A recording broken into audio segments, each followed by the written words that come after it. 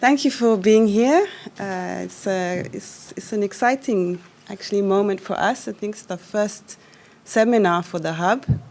And I just wanted to briefly tell you about a bit about the Hub and how it came into existence and what we're planning. So we're very new. We launched in April this year. And although Floretta and I have been, doing this kind of work for a long time, it's the ideas behind the Hub and the establishment of the Hub comes at a particular time where we've seen, a few years of student protests on campus, the emergence of the Black Academic Caucus on campus, and these things, these events have kind of made our work more visible. And not only that, it's some of the influence of these movements on campus have also influenced the strategic direction of the university. And we have a strategic plan at UCT which now foregrounds decolonization and transformation.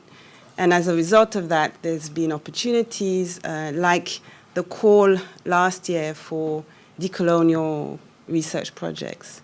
And so Floretta and I applied for that money and conceptualized this space called the Hub for Decolonial Feminist Psychologies in Africa.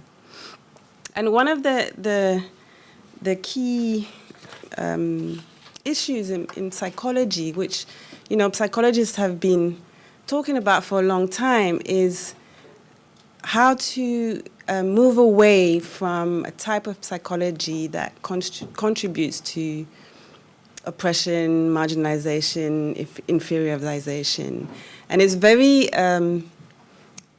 it's a very important area, particularly in South Africa, because of the history of psychology in this country and how it's been implicated in kind of legitimizing apartheid, slavery, colonization. And it comes out very clearly in our history. The first prime minister of apartheid was a psychologist. And often we talk about this history through the common examples that I use are things like IQ testing and how psychologists were involved in giving meaning to these different identity categories, particularly along racial, gendered, and class lines. So in IQ testing, that kind of separated people into groups based on their intellectual capabilities. When you look at the research, the African groups are always at the bottom with the lowest IQ.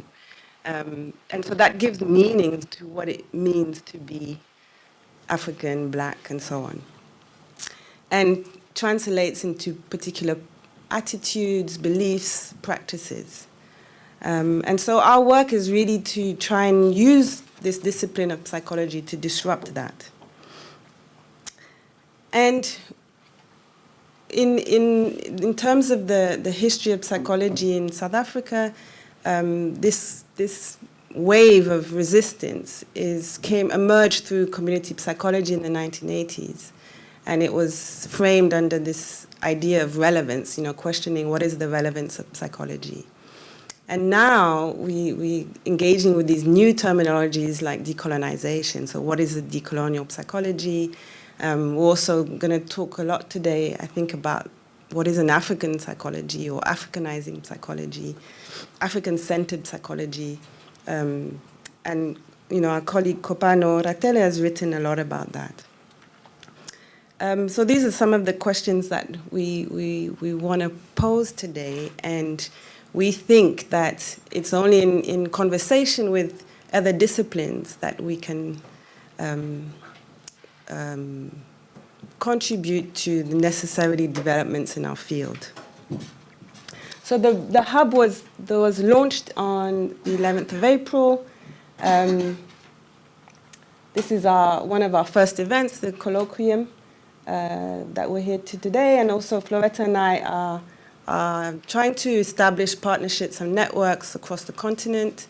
And so our first trip will be next week. We're going to the University of Dar es Salaam, where we've started conversations. We also hope this year to also travel to the west of the continent and visit our partner institution, which is the Muntu Institute in Cameroon, and also hopefully develop some contacts with Codesria. At the moment, we've been having ongoing discussions.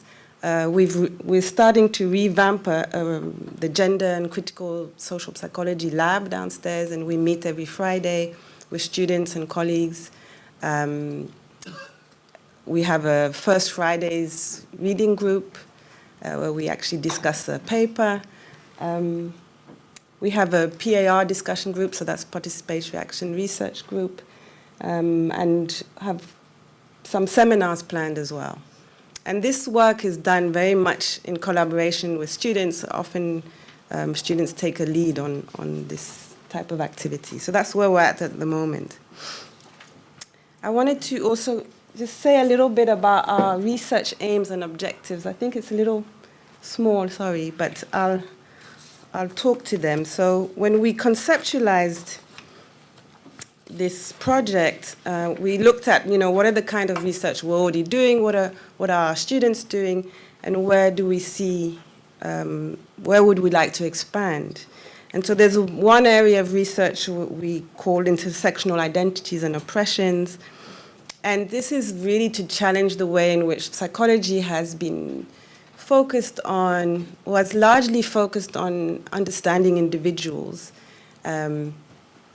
and identities as quite separate. And we are looking at how actually intersections between race, class, gender, disability, sexuality create particular experiences for people. And we do this work in the context of gendered and sexualized violence against women, men and masculinities, racialized violence at schools and in various contexts, homophobic violence, disability, migration, and so on.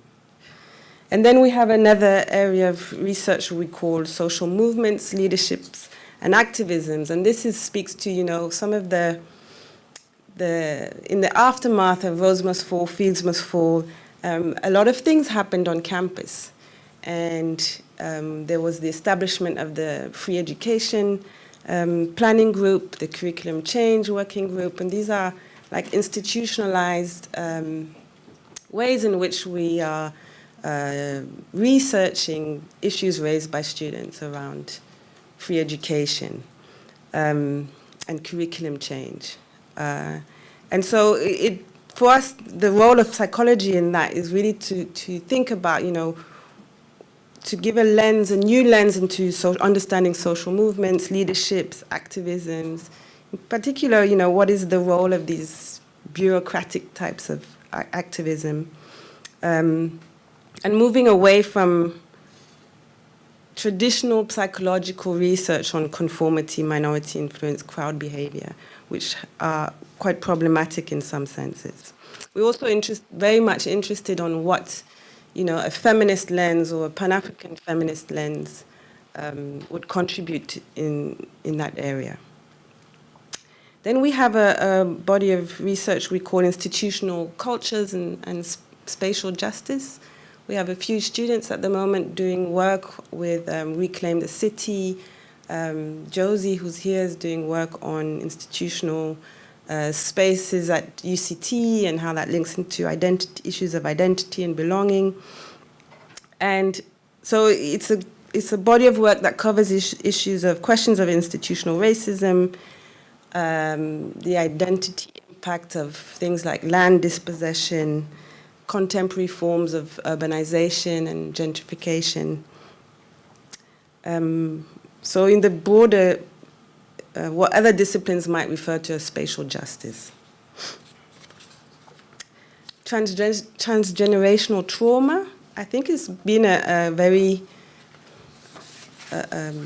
popular area for psychologists. We often think of psychologists working on issues of trauma.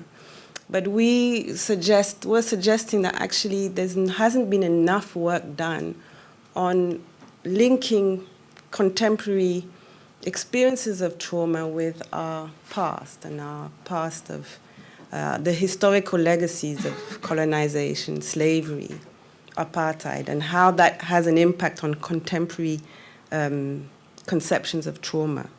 And here as well, we're kind of interested in looking at, well, what might be, you know, how can we draw on local resources or African understandings of mental well-being to understand contemporary forms of trauma, very much located within that history. And then finally, reparations and reconciliation. And I think it's an important area because, and it's also emerged in contemporary discussions around decolonization. Because South Africa has been very much acclaimed for its Truth and Reconciliation Commission, and I think we need to do work on what impact has that had 20 years on.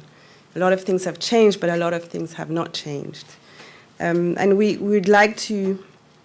see it as important to draw on the experiences across the continent, you know, in the aftermath of genocide in Rwanda, and also Pan-African movements in the Caribbean, which have called for repair, restitution, recompense as moral obligations. And so we have these questions around, you know, what can reconciliation and reparation address the psychological wounds of slavery and apartheid? Can reconciliation exist without reparatory justice? And we bring that in very much to our current context at UCT, where we have this ITRC, institutional transformation, additionally focused on experimental types of methods. And so in the hub, we're trying to question those practices and the so-called objectivity of research. And so we think it's important, you know, to question issues of epistemic justice, power, the politics of research, how people are spoken about in academic research. And in doing so, we are particularly interested in participatory action research. We've done a lot of work using a method called photo voice, feminist methodologies, narrative research, and historical archival methodologies. I know there's a lot of other disciplines that have already engaged with these types of methods for a much longer period, and psychology is kind of is still emerging for us. And finally, our structure. So I put in a quote from our proposal where we say, we envision a space in which students and other collaborators will benefit from team supervision, access to networks, co-publishing, student-led dialogues and research events, writing workshops, teachings, mentoring, exchange programs, or residencies with students from across the continent. So we've got a lot of ideas of the kind of space we want to create. And at the moment, we as I mentioned, we have collaboration with an institute, the Muntu Institute in Cameroon. We would like to engage with conversations with the Center for African Studies, the African Gender Institute, ICA, and other institutes that are at UCT. We also have ties with local communities. So many of our students already work with NGOs in Cape Town. And we believe that's very important to maintain and expand on those links. And then finally, collaborating with other universities in South Africa and around the continent. So that's where we are at the moment. And I think I'll just leave it there.